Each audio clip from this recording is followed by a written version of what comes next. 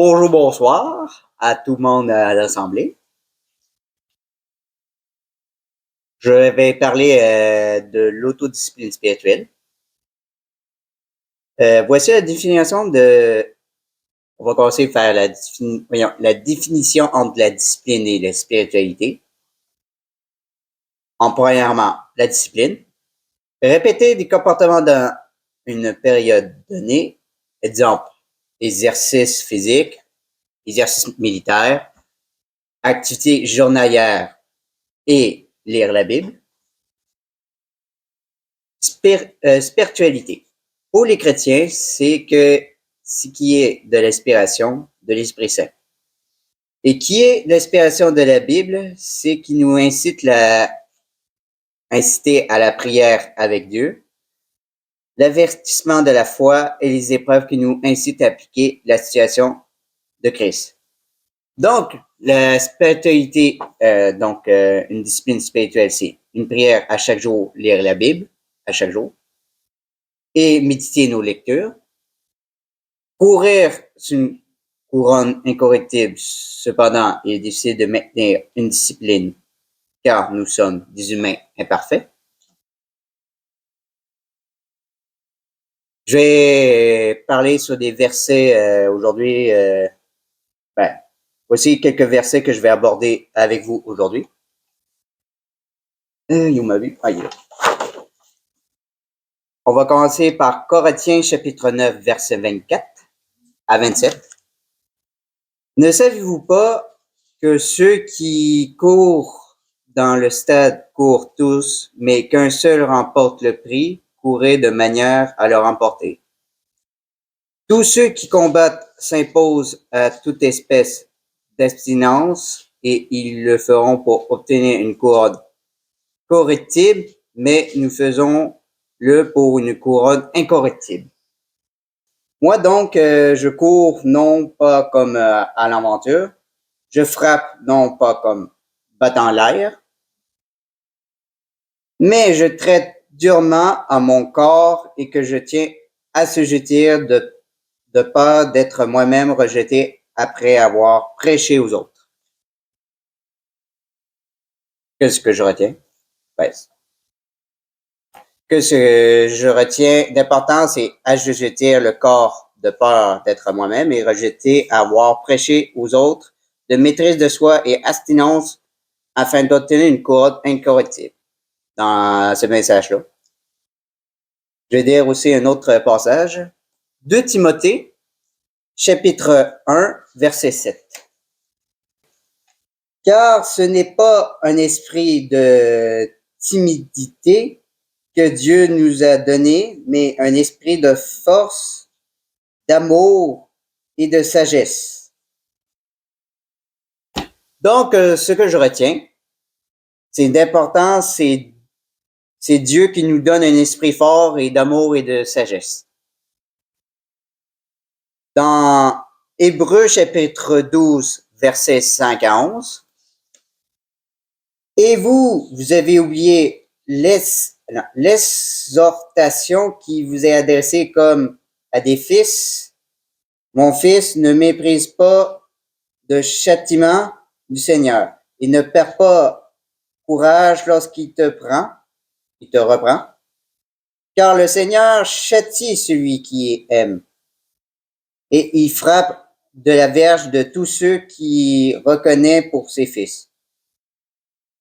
Supporter le châtiment, c'est comme des fils que Dieu vous traite, car quel est le fils qu'un père ne châtiait pas? D'ailleurs, puisque nos pères, selon la chair, nous a châtiés et que nous avons respecté, nous devons, nous, par le bien des plus forts, raison de nous soumettre au Père à des esprits pour avoir la vie.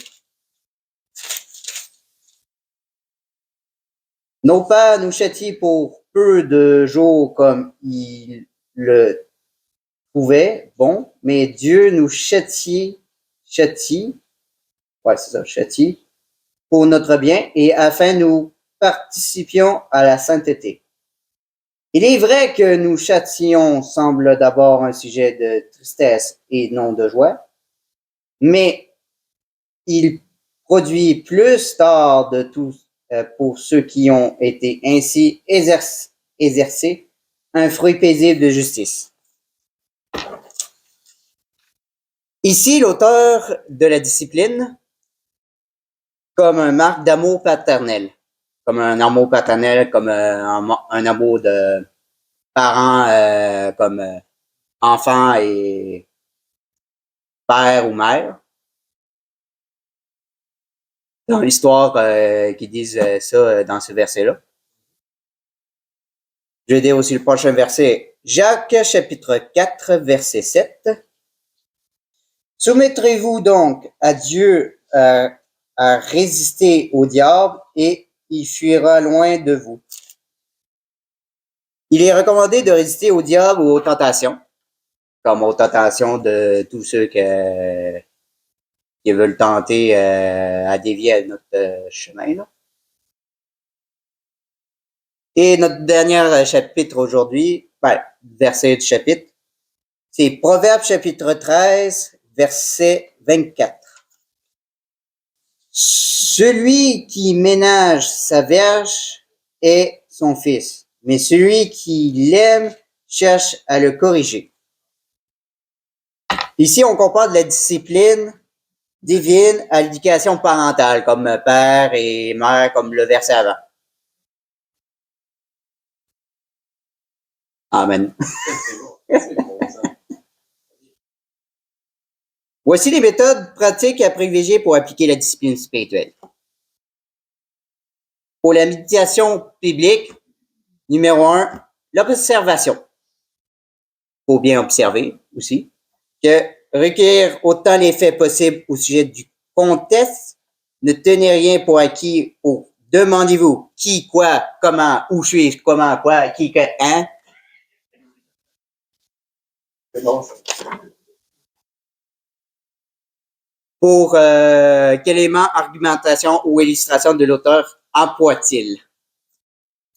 2. Interprétation. Que signifie le texte? Qui veut dire l'auteur par ces mots relatifs à ceux qui précèdent, qui les suivent? Qui suivent? C'est ça. 3. L'application. Que signifie le texte pour moi personnellement? Ou, l'autre point après, concentrez-vous sur l'idée maîtresse. Maintenant, il existe à la prière assidue. Mon père m'a parlé de sa prêche, de l'autre fois, sur la prière, expliquer sur ces mots que la prière, c'est l'action de communiquer avec Dieu et que cette communication peut prendre diverses formes. Alors, prier et méditer les versets de la Bible sont une discipline importante pour nous tous. Et conclusion, il est certain qu'en appliquant la discipline spirituelle, nous affirmissons que notre foi et nous avons une meilleure communication avec Dieu. Sam nous a parlé de l'autodiscipline. Là, j'ai pris des notes, moi, là, Sam. Là. Ouais. Ben oui, t'es partant. Il nous a parlé de la définition de ce que c'était. Il nous a parlé aussi d'œuvres dans la discipline, de méditer, de prier, de chaque jour. Il nous a donné des passages d'écriture à analyser, à les vérifier, à méditer. Il disait souvent, ce que je retiens, moi, c'est ça. Ce que je retiens de ce passage-là, c'est ça. Il nous a parlé de l'auteur de la discipline, qui est Dieu, qui est un Père qui nous aime. Si quelqu'un manque de discipline, ben, le Seigneur, c'est son enfant, il va te discipliner. Donc, Dieu, il est dans le business de faire des disciples. Faut pas oublier ça. Pas juste des âmes sauvées, mais des disciples. Pas un disciple qui ne devrait pas être sauvé. Mais tous ceux qui sont sauvés devraient être des disciples. Que ça soit clair. Donc, il nous a parlé de correction versus la discipline. Il a fait un parallèle avec ça, puis il nous a donné trois points. L'observation, donc, des contextes, pour bien comprendre ce que Dieu dit. L'interprétation, là, donc, ce qu'on va appeler nous autres ici, le bon sens d'interprétation, c'est la science de ça, c'est l'herméneutique. Et une application. Quelle application en faire pour moi dans ma vie spirituelle? Merci, Samuel. Merci beaucoup. Est-ce qu'il y avait un titre, ton message? L'autodiscipline? Parfait. Super. Oh, on va reprendre la balle au bon. On va continuer dans le même sens parce que c'est les messages en duo. Donc, le titre de ma partie s'appelle « L'utilité de la piété ». Dans 1 Timothée 4. On va faire un bon bout dans ce petit passage de texte-là. On va reprendre certaines des écritures que Samuel nous a proposées ce matin. Sinon, on va aller se rejoindre. Le Seigneur permet qu'on se rejoigne dans les écritures ce matin. Donc, le Seigneur a vraiment de la suite des idées, c'est génial. 1 Timothée chapitre 4, à partir du verset 8. Ça nous dit là, « Exerce-toi à la piété ». On est dans la discipline spirituelle et on répète le titre de ce matin pour ma partie, c'est « L'utilité de la piété ». Exerce-toi à la piété, car l'exercice corporel est utile à peu de choses, tandis que la piété est utile à tout. Quel est le titre du message? L'utilité de la piété. Et la piété est utile à quoi? Tout. Ayant la promesse de la vie présente et de celle qui est à venir. Donc ici, l'exercice pieuse va exiger de la discipline de la part du disciple qui est Timothée dans le contexte. Et ça peut s'adresser à une exhortation vers nous aussi. Donc, c'est là une parole qui est certaine et entièrement digne d'être reçue. Donc, ce que Paul mentionne ici, c'est qu'il n'y a pas d'ambiguïté concernant ce que je viens de te dire. C'est certain. Tu peux prendre ça, c'est du cash, amène ça à la banque. Nous travaillons en effet et nous combattons parce que nous mettons notre espérance dans le Dieu vivant, qui est le sauveur de tous les hommes, principalement des croyants. Pourquoi? Parce que la volonté de Dieu est que tous soient sauvés. Dieu veut sauver tous les hommes. Il est dans le business de faire des disciples. Déclare ces choses et enseigne-les. Donc, enseignez quoi? Que Dieu, c'est le sauveur de tous les hommes et principalement des croyants, entre autres, enseigne ces choses-là. Donc, tous ceux qui enseignent une présélection divine vont exactement dans le sens contraire de ce qui est mentionné ici, de ce que Paul mentionne aux jeunes prêcheurs de Timothée. Parce que Dieu veut que tous les hommes soient sauvés, puis c'est exactement ce qu'il est en train de dire ici. Que personne ne méprise ta jeunesse. Donc d'avoir de la considération, c'est le contraire que d'avoir du mépris. Donc, que tout le monde considère ce que tu représentes, ce que tu fais, malgré ta jeunesse. Donc, pas avoir de mépris pour ta jeunesse. Que personne ne méprise ta jeunesse, mais sois un modèle pour les fidèles. Comment? En parole, en conduite, en charité, en foi et en pureté. Donc, il donne ici, voici ce que tu dois faire pour être un modèle. Ça, c'est les choses à faire en tant que disciple. Jusqu'à ce que je vienne, applique-toi à la lecture, à l'exhortation, à l'enseignement. Samuel en a touché quelques points là-dessus. Donc, autrement dit, à la lecture, à l'exhortation, à l'enseignement, autrement dit, à l'exercice spirituel, à la piété. Il dit quoi? Il dit prêche. Il dit étudie premièrement. Un peu comme les points que Samuel nous donnait. Tu sais, assure-toi de comprendre le contexte, le texte, etc. Mais étudie, et ensuite enseigne, prêche aux fidèles. Viens faire ce que Samuel vient de faire. Viens édifier les autres. Étudie, puis va édifier les autres avec les études que tu as faites, avec tes conclusions. Ne néglige pas le don qui est en toi, qui t'a été donné par la prophétie, avec l'imposition des mains de l'Assemblée des anciens. Donc, occupe-toi de ces choses, discipline. Donne-toi tout entier à elle, discipline, afin que tes progrès soient évidents pour tous. Donc, comment viennent les progrès spirituels? Par la discipline spirituelle. Et comment? En étudiant, en venant édifier. En présentant ce que tu as étudié, que tes conclusions. Et ça devrait démontrer aux autres une évidence de tes progrès spirituels. Donc, il devrait y avoir une évidence de la progression spirituelle de tous et chacun. Ensuite, il dit, veille sur toi, dernier verset qu'on va lire aujourd'hui pour cette partie-là, veille sur toi-même et sur ton enseignement. Quand il parle d'enseignement, il disait tantôt, déclare ces choses, enseigne-les. Il dit, applique-toi à la lecture, à l'exhortation, à l'enseignement. Donc, veille sur toi-même et sur ton enseignement, persévère. Pourquoi? Parce que dans la discipline, pour être discipliné, ça prend de la persévérance. Persévère dans ces choses, car en agissant ici, tu te sauveras toi-même et tu sauveras ceux qui t'écoutent. Ça veut dire quoi? Ça veut pas dire sauver pour être aller au ciel, parce que, je veux dire, dans un contexte, ce personnage-là est déjà sauvé. Mais c'est salutaire que de faire des études, puis d'arriver à des conclusions, puis d'édifier l'Assemblée avec ça. C'est salutaire pour toi de faire ces études-là, d'arriver à des conclusions spirituelles. Et c'est salutaire aussi pour les autres lorsque tu leur partages le résultat de tes conclusions, de tes études. C'est exactement ce que Samuel vient de faire avec nous autres ce matin. Donc, ce qu'on fait, l'exercice qu'on fait ce matin, de faire un duo comme ça ou d'avoir quelqu'un d'autre que moi, puis tout le monde moi qui prêche, c'est un exercice qui est complètement biblique dans une assemblée. Ça devrait être comme ça dans toutes les assemblées au Québec. Le texte de Paul au jeune prêcheur Timothée commence par « exerce-toi ». Donc, jusqu'à la fin du chapitre, Paul, ce qu'il va faire, c'est qu'il va continuer de s'adresser à Timothée sur l'analogie de l'exercice physique versus l'exercice spirituel. Et comment est-ce que Paul appelle l'exercice spirituel? Il l'appelle la piété. Paul, il dit « exerce-toi à la piété ». La piété peut effectivement être comparée à un exercice. La particularité avec l'exercice est que pour avoir son effet, il requiert un effort qui est constant, qui est fréquent, puis qui est soutenu. C'est pourquoi il dit « persévère ». Et en persévérant, tu as un effort qui est constant, qui est fréquent, puis qui est soutenu. Ça, pour avoir son effet, un exercice, ça prend ça. Tu sais, tu fais un push-up aux 6 mois, pas sûr que tu vas avoir des effets. Peut-être avoir mal dans un coude plus que d'autres choses. Donc, pour obtenir des résultats, ça prend une certaine discipline. C'est vrai? Donc, ça prend de la constance. 1 Timothée 4.8, pour relire une partie de notre passage, « Exerce-toi à la piété, car l'exercice corporel est utile à peu de choses, tandis que la piété est utile à tout.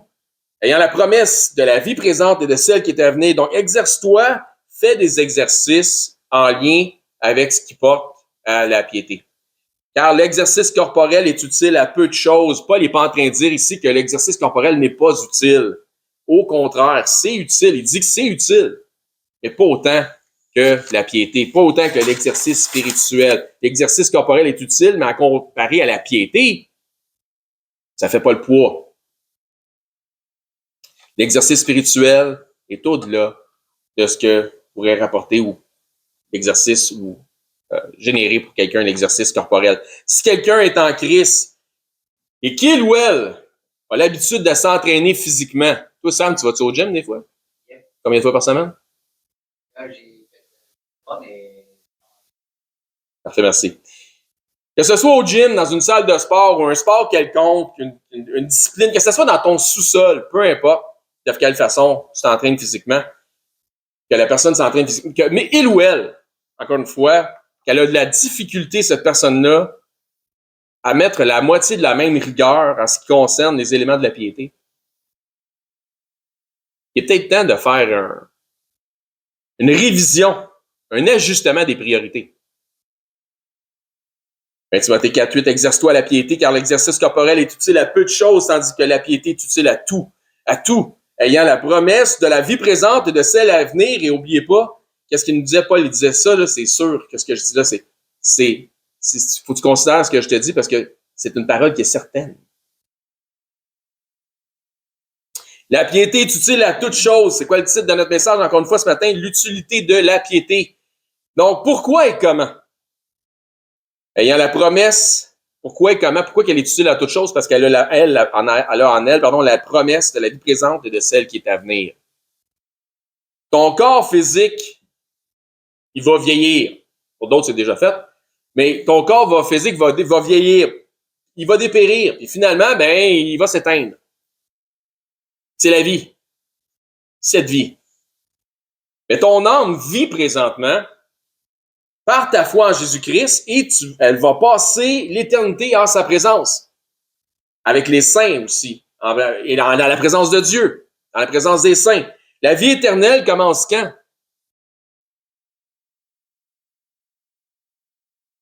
Au salut. Au salut, parce qu'on est mort sans Christ. Au moment que tu donnes ta vie à Christ, ta vie éternelle commence là. Donc, ça commence pendant que tu es en vie, physiquement, et non pas à ta mort.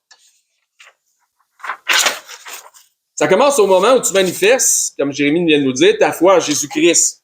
c'est le moment maintenant de commencer à aller à quelque part au gym spirituel. De venir à l'église. C'est ici ton gym spirituel. La question, c'est pour quelle raison un chrétien irait 3, 4 fois par semaine dans un gym et aurait de la difficulté d'aller à l'église 1 à 2 fois par semaine? Pourquoi ça serait difficile? Généralement, je généralise, généralement, ça serait le manque de discipline. La personne choisit délibérément, dans bien des cas, dans la chrétienté au sens large, je pense que je peux me permettre de généraliser. La personne choisit délibérément de se discipliner pour un, et ça au détriment pour avoir un laxisme concernant l'autre.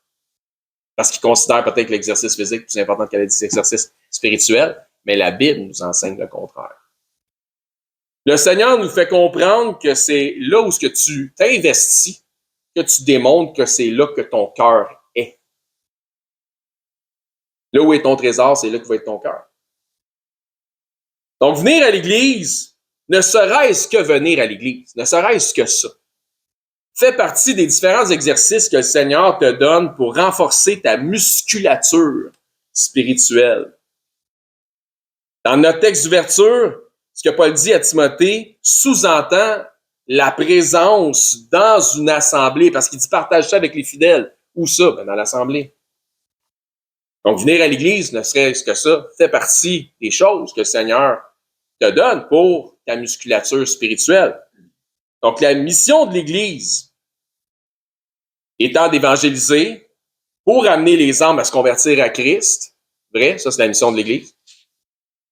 Mais c'est pas juste ça. C'est en parallèle avec d'autres choses. C'est en parallèle avec quoi? C'est en parallèle avec le fait de faire des disciples. Si tu fais un puis tu fais pas l'autre, faut pas croire que tu fais la grande commission, tu t'en fais à croire.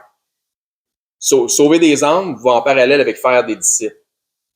Les disciples, comme j'ai dit tantôt, tous les disciples devraient être sauvés. Mais tu peux pas dire que t'es sauvé puis finalement t'as jamais aucun enseignement disciplinaire. Il y a quelque chose qui fonctionne pas dans l'équation. Continue. Donc, un véritable disciple se doit de recevoir des enseignements spirituels, bibliques et doctrinaux. Si tu vas dans une assemblée qui enseigne jamais de doctrine, qui ne s'investit pas dans la doctrine, elle ne remplit pas le mandat que le Seigneur demande. Le mot doctrine revient tellement de fois dans les Écritures, c'est tellement important. Donc, comme je l'ai dit, le disciple doit premièrement être formé via des enseignements disciplinaires. Et ces enseignements disciplinaires-là devraient pousser le disciple au changement dans sa vie. C'est pour ça qu'on devrait voir une progression.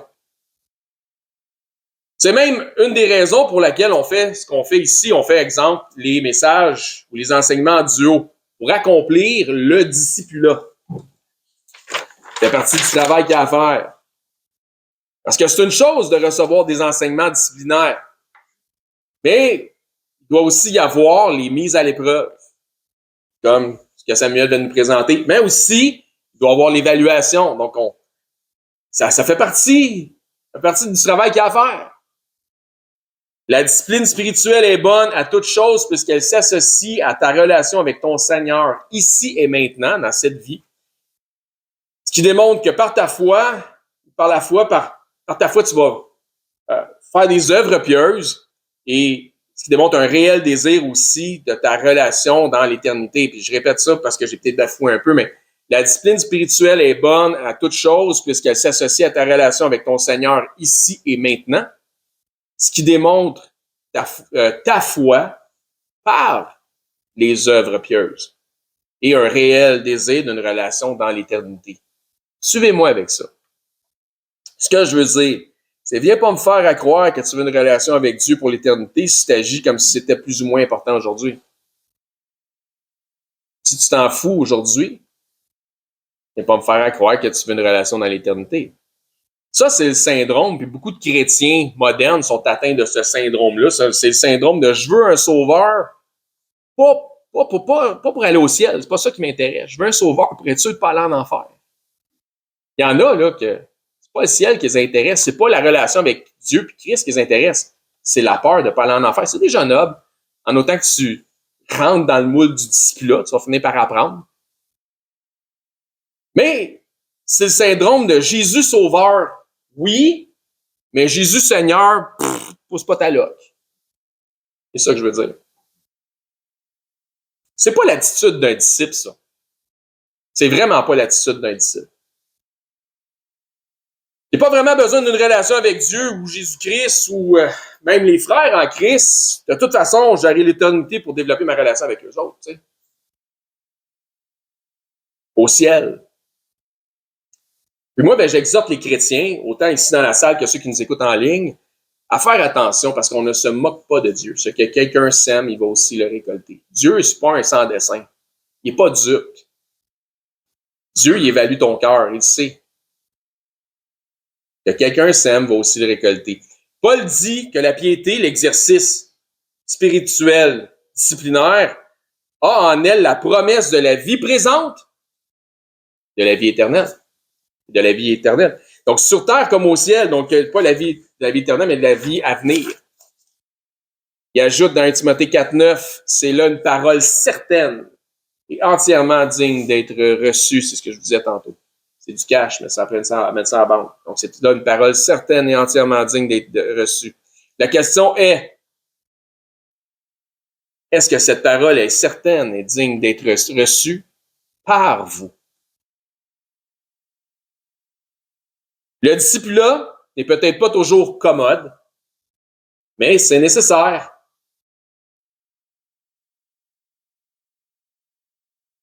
Maintenant, tu as beau aller au gym. Ça veut pas dire que tu peux pas faire ou tu devrais pas faire une coupe de push-up chez vous une fois de temps en temps. Tu peux, entre deux sessions au gym, là, tu peux faire une coupe de push-up à la maison. Passe du temps avec Dieu en prière. Hein, ça revient avec ce que Samuel nous disait finalement je vous lis un passage, Matthieu 6,6 nous dit, mais quand tu pries, entre dans ta chambre, ferme ta porte et prie ton Père qui est là dans le lieu secret. Ton Père qui voit dans le secret te le rendra. C'est comme ta petite salle de gym personnelle à la maison.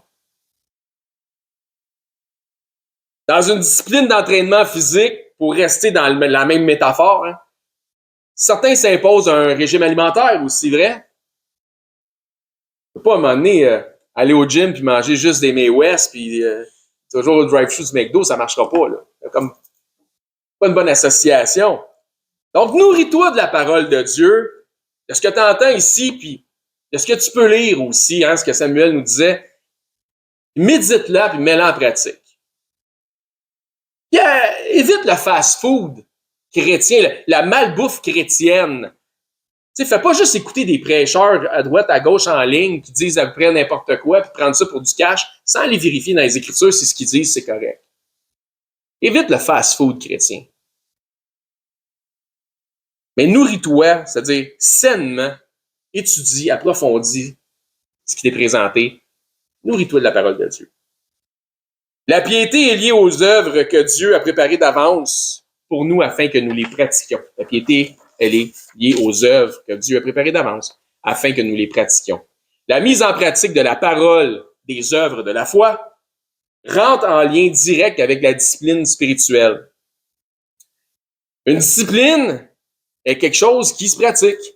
Une discipline, c'est quelque chose qui se pratique. Est-ce qu'on est tous conscients qu'une discipline, c'est quelque chose qui se pratique? Combien de fois qu'on dit ici, mettez en pratique la parole. Une discipline, c'est quelque chose qui se pratique. Puis pour prendre un exemple bien simple, un karatéka est une personne qui pratique une discipline, parce que c'est une discipline, c'est quelque chose qui se pratique. C'est quelqu'un qui pratique une discipline dans la catégorie arts martiaux. Je fais un parallèle avec les choses du monde pour bien comprendre les choses spirituelles. Mais si il ou elle a un kimono puis dit aimer le karaté, mais va jamais au dojo pour apprendre des techniques disciplinaires en mettant de l'exercice, en revenant chez eux, par avoir un mal quelque part, puis il n'y aura jamais de progression. C'est pourquoi Paul, qu'est-ce qu'il nous dit? Qu'est-ce qu'il dit à Timothée dans le texte? Il nous parle de progression, il parle de progression à Timothée. Il dit afin que tout le monde puisse voir que tu progresses, tes progrès. Non, la personne ne pourra jamais espérer remporter une compétition de kata ou de peu importe ce qui a rapport avec les compétitions de karaté. Si elle reste chez eux, tu as beau avoir un kimono, on va dire, tu vas avoir ta Bible chez vous, là. Si je vais jamais à l'église, ça ne marchera pas. il va te manquer quelque chose. Donc, de la même manière, tu peux dire j'aime Dieu, j'aime Jésus, etc. Et si ton manque de discipline fait en sorte que tu restes chez vous au lieu de venir au gym ou au dojo spirituel, il y a comme un problème de sincérité, là. Quelque chose qui ne marche pas dans l'équation. Puis quand tu manques de sincérité et d'honnêteté dans ta démarche spirituelle, je pense qu'on sait tous comment Jésus appelait ça. Hypocrisie. C'est exactement ce qu'il a dit aux pharisiens. Il a dit des pharisiens, ils disent, mais ils ne font pas. À un moment donné, il faut que les babines suivent les bottines. Tu peux pas dire j'aime Dieu, j'aime Jésus, j'aime les frères, j'aime la Bible, etc. Pas aller à l'église pour le simple fait que ça ne tente pas d'aller à l'église. Si tu veux du résultat, quand ça ne te tente pas d'aller au gym, mais tu en veux des résultats, tu fais quoi? Au gym. Il va pareil. Tu veux des résultats, ça ne te tente pas de prendre ton shake en poudre, c'est très pareil.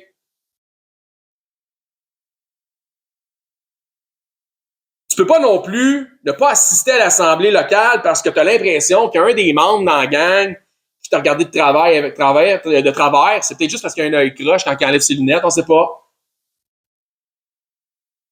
Ouais, ben lui, là, il a le nez crochu. Puis le prêcheur, il bafouille tout le temps. Fait que. Ouais, j'aime bien l'ensemble de ce qui est enseigné, mais sauf pour 2 ou 3 petites affaires mineures. Fait que je vais rester chez nous. Ça marche pas, ça. Il y a du monde qui sont sûrement pas ici ce matin, c'est à cause de ces genres de niaiseries-là. Encore une fois, c'est hypocrite. C'est une forme d'hypocrisie parce que ça démontre que tu t'évalues toi-même quand tu juges les autres de cette façon-là. Tu t'évalues toi-même au-dessus des autres quand les Écritures nous disent d'évaluer les autres au-dessus de nous-mêmes. Tu vas exactement dans le sens contraire des Écritures, dans le sens contraire de la volonté de Dieu. Puis ça démontre que l'amour du toi est plus grand que l'amour des frères. C'est pas normal, c'est pas correct. Ça fait aucun sens au niveau de ce qu'un disciple devrait représenter. Jésus a dit, si vous m'aimez, obéissez à les commandements. Jean dit que les commandements de Jésus sont pas pénibles. Jésus dit, je vous donne un commandement nouveau, c'est un ordre. C'est quoi? Aimez-vous les uns les autres. Si tu dis enfant de Dieu, puis tu es ici aujourd'hui, puis que dans l'assemblée, il y a un autre enfant de Dieu qui est là, puis que tu l'aimes pas. Ça paraît que tu l'aimes pas. Ben, reprends toute ton hypocrisie. Ça marche pas. Aussi, il mentionne que cet amour se doit d'être perceptible pour les gens du monde. Imagine-toi si dans l'assemblée, on peut percevoir que quelqu'un n'aime pas l'autre quelqu'un. C'est deux enfants du Seigneur, les deux qui se disent enfants de Dieu. Penses-tu que le monde pense qu'on s'aime les uns les autres? Penses-tu que c'est perceptible pour le monde? Si nous autres, à l'intérieur, on perçoit le contraire, ça n'a pas de sens. Quel genre de témoignage ça donne? Quel genre d'image ça donne du corps de Christ, qui est le Seigneur? Ça ne marche pas. Repends-toi de ton hypocrisie. Donc, aussi, il mentionne, comme je dis, que cet amour doit être perceptible pour les gens du monde. Elle est une forme de manifestation de quoi? De notre discipline spirituelle. Pourquoi? Car à ceci, tous reconnaîtront que vous êtes mes quoi? Mes disciples. Si, conditionnel, vous avez de l'amour les uns pour les autres. Combien de temps qu'on veut pécher là-dessus? Notre amour doit être démontré les uns envers les autres. Ce n'est pas une question de comment tu te sens, ton feeling, tout le monde s'en fout. Même Dieu s'en fout. Parce que Dieu ne te demande pas d'avoir un feeling. Dieu, c'est une question de discipline volontaire. Dieu dit, fais-les. C'est un commandement, c'est un ordre. Ouais, mais non, mais discipline-toi, je vais te discipliner. Fais ton choix. Il y en a un qui est plus facile à supporter que l'autre. Une discipline volontaire en vertu de notre amour envers le Seigneur et Dieu, donc Dieu, Jésus, évalue notre amour envers lui-même via notre amour envers les frères. Donc, c'est une discipline volontaire en vertu de notre amour envers le Seigneur et Dieu, Jésus-Christ, évalue notre amour envers lui-même via notre amour que nous avons, les frères, envers les autres. Parce que dans 1 Jean 4,20, ça nous dit, si quelqu'un dit « j'aime Dieu », qu'est-ce qu'il dit? J'aime Dieu. On va voir si les babines peuvent suivre les bottines à cette heure. Et qu'il haïsse son frère, c'est un menteur. Car celui qui n'aime pas son frère, qu'il voit, comment peut-il aimer Dieu qu'il ne voit pas? Donc, qu'est-ce qu'il est en train de te dire? Aime ton frère par la foi. C'est ce qu'il est en train de te dire. As-tu la foi assez forte pour aimer ton frère? Comment peux-tu dire aimer Dieu si tu es incapable de démonstration d'amour envers celui qui est à l'image de Dieu ou encore celui qui est à l'image de Christ, un enfant de Dieu? Parce que confesser Jésus comme Seigneur et Sauveur. En terminant, on va reprendre le passage que Samuel nous a lu tantôt, dans 1 Corinthiens chapitre 9. Pendant que vous le cherchez, la discipline spirituelle, donc ce qui est la piété, quand Paul dit qu'elle est bonne pour tout, elle est aussi bonne pour notre corps physique. Elle est bonne pour notre corps physique, la discipline. Pourquoi? Parce que c'est bon pour tout, donc ça doit être bon pour notre corps physique. Voici. Pourquoi? Parce qu'elle est bonne pour résister, comme Samuel nous disait, aux tentations charnelles qui sont liées à notre corps physique. Des fois, ça va peut-être te porter à jeûner, puis des fois, ça ne fait pas de tort. Donc, elle est bonne pour notre corps physique parce qu'elle est bonne pour résister aux tentations charnelles liées au physique. Paul nous le confirme dans ce dernier passage d'Écriture. Il parle de son corps physique, justement, Paul, dans le dernier passage qu'on va lire. 1 Corinthiens 9, 24. Ne savez-vous pas que ceux qui courent dans le stade courent tous, mais qu'un seul remporte le prix? Courez de manière à le remporter. On peut tous avoir la première place. Tout le monde en même temps, tout le monde ensemble. Tous ceux qui combattent s'imposent toute espèce d'abstinence, discipline. Ils le font pour obtenir une couronne corruptible, mais nous le faisons pour une couronne qui est incorruptible. Pas pour le physique et temporel, mais nous appliquons une discipline spirituelle pour les choses spirituelles et puis qui ont une valeur qui est éternelle, qui est incorruptible. Moi donc, je cours, non pas comme à l'aventure, je frappe, mais non pas comme en l'air, hein, comme ça dit, comme tu dis des fois l'expression qu'on utilise, des coups d'épée dans l'eau, ça donne rien. Donc, je cours non pas comme à l'aventure, je frappe non pas comme battant l'air. Pourquoi? Parce que c'est utile à toute chose. Et ça nous disait tantôt. C'est quoi le titre de notre message aujourd'hui? L'utilité de la piété. Donc, on dirait que ça ne fait pas d'effet, ça fait son effet. Mais je traite durement quoi? De quoi il nous parle? Paul, mon corps. Donc, c'est bon pour ton corps physique, c'est bon pour tout. Je traite durement mon corps physique et je le tiens assujetti de peur d'être moi-même rejeté après avoir prêché aux autres. Donc, c'est bon aussi contre les tentations physiques. C'est bon pour tout, la piété. C'est bon pour ton corps physique. Donc, conclusion de notre message de ce matin. Donc, merci à frère Samuel d'avoir apporté le fruit de ses efforts ce matin. Merci, Sam. Et merci à ceux qui sont venus l'encourager, de démontrer justement de la considération par votre charité. Donc, merci de votre charité. Merci d'être ici. Donc, en conclusion, encore une fois, au contraire du mépris, un peu comme Paul disait à Timothée, laisse personne mépriser ta jeunesse, mais dans le même sens, nous devrions tous avoir de la considération pour ceux qui viennent édifier en avant. Donc, personne qui est parfait. Moi, le premier. Mais on devrait tous avoir de la considération pour quelqu'un qui vient ici puis qui son désir, son cœur est de plaire au Seigneur puis d'édifier l'Assemblée. Même si tu n'aimes pas 100% de ce qu'il dit, de ce que je dis, de ce que Sam m'a dit, peu importe. Tu devrais toujours avoir de la considération pour les gens qui viennent ouvrir leur cœur pour édifier les autres. On devrait avoir de la considération pour ceux qui viennent édifier en avant. Ça fait partie du programme. Ça fait partie du programme de croissance spirituelle que le Seigneur a déterminé que des gens viennent ici en avant enseigner le résultat de leur étude. Ça fait partie du programme. Toutes les assemblées devraient pratiquer le même exercice, la même discipline. Ça fait aussi partie de la manière de faire des disciples dans le disciple-là. Bonjour, ici Éric, ancien et enseignant du ministère de l'EBCRS. J'aimerais d'abord vous remercier de vous intéresser à l'œuvre de notre ministère ainsi qu'à la chaîne sur laquelle on distribue notre matériel.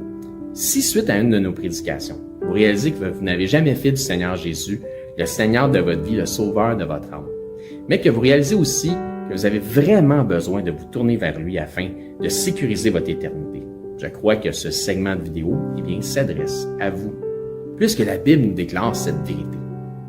Dans 1 Timothée au chapitre 2, à partir du verset 3, ça nous dit que Dieu est notre Sauveur et que dans cette optique, Dieu souhaite que tous les hommes soient sauvés et que tous les hommes parviennent à la connaissance de la vérité. Et ça nous dit aussi, car il n'y a qu'un seul Dieu et un seul médiateur entre Dieu et les hommes, et c'est Jésus-Christ qui s'est lui-même fait homme. Et ça nous dit que Jésus-Christ s'est fait homme afin de lui-même se donner en rançon pour le rachat de tous. Jésus a dit en conversant avec ses disciples qu'il est le chemin, la vérité et la vie, et que nul ne vient au Père, c'est-à-dire à Dieu, qu'à travers la foi en Jésus lui-même. C'est la seule façon. C'est ce que Jésus exprime aussi en partageant l'Évangile avec un homme d'un certain âge qui se disait lui-même très religieux. Dans l'Évangile selon saint Jean, au chapitre 3 et verset 16, Jésus dit à cet homme, « Car Dieu a tant aimé le monde, qu'il a donné son Fils unique, afin que quiconque croit en lui, donc met sa foi en lui, ne périsse point, mais qu'il ait la vie éternelle. » Donc la volonté de Dieu, notre Créateur, elle est claire. C'est que tous parviennent à la repentance en faisant le choix volontaire de croire par la foi le récit de l'Évangile de son Fils Jésus-Christ. Les informations qui nous sont transmises dans la Bible nous font comprendre que par nature, malheureusement, nous avons tous enfreint les règles de sainteté déjà établies par Dieu. Nous avons tous enfreint au minimum une des 10 lois, des 10 règles, des 10 commandements, mentir, prendre le nom de Dieu en vain, manquer d'honneur à nos parents, blasphémer, peu importe. Donc Dieu, dans sa perfection, qu'il ne peut renier, est 100% juste. Et puisqu'il est 100% juste, il doit nous juger selon la justice. Et comme nous sommes tous coupables de péché et de transgression, nous méritons tous notre sentence. Mais bonne nouvelle, parce que Dieu, dans sa perfection, est aussi 100% miséricordieux et souhaite faire miséricorde à tous. Donc, Dieu nous tend la main afin de nous sauver du châtiment qui est réservé aux transgresseurs de sa loi. Jésus nous explique qu'un endroit terrible a été préparé pour Satan, le chef des anges déchus, des démons, un endroit de flamme, de regret, de tourment, de souffrance, etc. Et la réalité de l'enfer que Jésus nous explique, les raisons pourquoi c'est si effroyable, et que tous les attributs de Dieu, ils sont absents, parce que c'est tellement éloigné de Dieu. Tandis que Jésus dit à ses disciples qu'il est allé au ciel, dans la demeure du Père, pour nous y préparer une place. Dans cette place, le paradis céleste, étant auprès de Dieu, au contraire de l'enfer, étant dans sa proximité, nous y retrouverons l'ensemble des attributs que procure sa présence. La joie, l'allégresse, l'amour, le bonheur, mais dans une proportion qui est inexprimable et incompréhensible pour les simples charnels que nous sommes présentement, dans une façon que les mots ne peuvent pas exprimer. La Bible déclare que le salaire du péché, c'est la mort, et non seulement la mort physique, mais aussi la mort spirituelle. Et que la mort spirituelle est une incapacité à avoir accès à Dieu. C'est une séparation d'avec Dieu. La Bible déclare dans Romains, chapitre 6, 23, que le salaire du péché, c'est la mort, mais que le don gratuit de Dieu, c'est la vie éternelle en Jésus-Christ, notre Seigneur. La vie éternelle est donc un cadeau que Dieu vous fait, qui est accessible pour tous, dans la mesure où chacun accepte de recevoir ce cadeau. Donc, tel un cadeau qui nous est offert, la réalité représente que nous n'avons pas d'effort ou d'œuvre à faire utile pour recevoir ce cadeau. Sinon, ça ne serait pas un cadeau, mais ce serait un dû. Ainsi donc, il n'y a aucune œuvre que nous pourrions faire pour nous racheter nous-mêmes de nos fautes, de nos transgressions ou de nos péchés que nous avons commis contre Dieu. L'œuvre utile pour notre rachat a été accomplie par Dieu en la personne de son Fils Jésus-Christ lorsqu'il a pris notre place sur la croix. Ce qui a été entièrement confirmé aussi pour notre justification à la résurrection des morts après 3 jours et 3 nuits au tombeau. Ainsi donc, la Bible dit que pour être sauvé de la mort et de l'enfer, c'est-à-dire afin d'avoir la vie éternelle et notre place au ciel, il faut simplement mettre notre foi en Jésus-Christ, le Seigneur. La Bible dit « Crois au Seigneur Jésus et tu seras sauvé ». Mais croire au Seigneur Jésus, c'est important qu'on en parle. Croire au Seigneur Jésus a une signification. C'est simple, mais, comme je dis, important. Cela signifie de croire par la foi dans le récit de l'Évangile de son Fils. Puisque la Bible dit que l'Évangile est la puissance de Dieu pour le salut de quiconque croit. Que dit donc cet Évangile, cette bonne nouvelle, puisque Évangile veut dire bonne nouvelle? Mais Romains, au chapitre 10, nous en parle justement. À partir du verset 8, ça nous dit que cette bonne nouvelle, cette parole, est près de toi, elle est dans ta bouche et dans ton cœur. Or, c'est la parole de foi que nous prêchons. Si tu confesses de ta bouche que Jésus est le Seigneur et que si tu crois dans ton cœur que Dieu l'a ressuscité des morts, tu seras sauvé. Ça nous explique ensuite, car c'est en croyant du cœur qu'on parvient à la justice et c'est en confessant de la bouche qu'on parvient au salut, selon ce que dit les Écritures. Quiconque croit en lui ne sera point confus. Il n'y a aucune différence pour quelque nation que ce soit juif ou grec, puisque tous ont un même Seigneur qui est riche pour tous ceux qui l'invoquent. Car quiconque invoquera le nom du Seigneur sera sauvé. Il ne s'agit donc pas de réciter une prière selon une formule toute faite qui fait la différence, mais bel et bien de mettre sa foi dans le Seigneur Jésus-Christ. Si vous croyez que Jésus-Christ, Dieu le Fils, le ressuscité, est Seigneur et que vous acceptez d'en faire le Seigneur de votre vie, ainsi il devient instantanément aussi le sauveur de votre âme.